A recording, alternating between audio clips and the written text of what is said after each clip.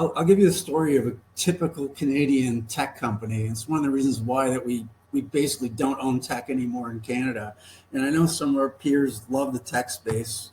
We don't, I'll be frank. So what happens is they generally grow their business through acquisitions, and they usually do it through equity, which gets them a little bit of attention from the street. So they'll issue shares.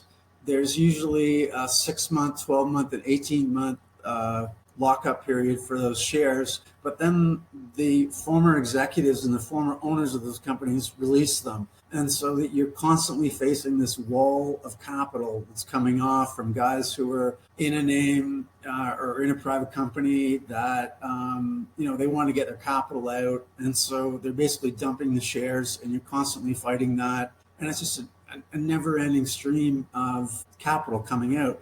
And on top of that, to grow their businesses, they all continually issue equity on top of that. And so it's just a terrible cycle.